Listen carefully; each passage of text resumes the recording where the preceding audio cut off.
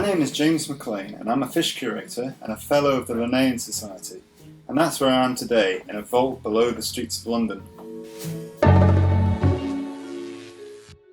Dating in sex, or the process of courtship, is just as important for marine creatures as it is for us.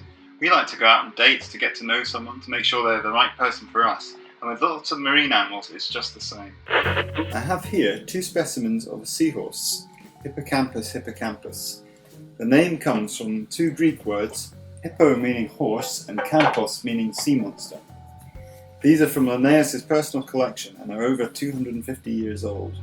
Male and female seahorses of this species bond in a particularly endearing fashion. Not only do they remain faithful to each other over the course of the entire breeding season, but they also greet each other early every morning and carry out a special Predawn Dance. During this, they visibly brighten in colour and intertwine their tails and swim together in unison.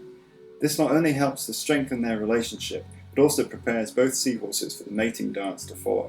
When both seahorses are ready to mate, something very unusual happens. It is the male seahorse that incubates the eggs after they have been fertilised, so he in effect is the one who becomes pregnant. He has a special pouch that he uses for this purpose, and he indicates his readiness to the female by inflating it by pumping water in and out. If the female is ready too, then they begin to dance again. Very like the pre-dawn dance, they have bright colours and they move together through the water, but this time they do something slightly different. Their heads point upwards, and they come together through the water column and move upwards, touching their bellies together, and it's during this process that the female begins to transfer eggs to the male. This can take several hours and involve hundreds of eggs. Once it's over, the male will shake himself to adjust the eggs in his pouch, and then his colours will fade and he'll go off somewhere quiet to begin his pregnancy.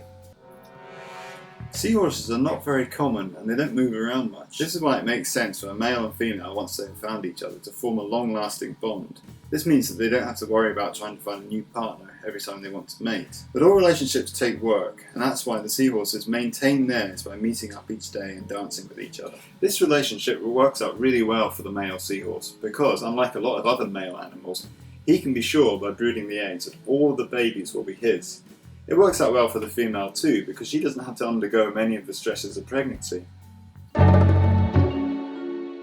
This is the 10th volume of Systema Naturae, where Linnaeus originally described the seahorse Hippocampus hippocampus.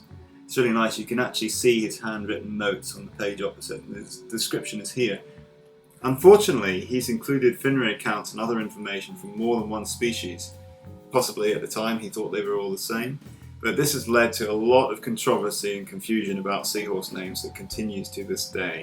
The specimens from Linnaeus' collection don't help much either, because although they haven't been conclusively identified, it's still very clear that they're actually both different species as well. The problem is that for well over 100 years, people have been using the name Hippocampus hippocampus to refer to the European short-snouted seahorse.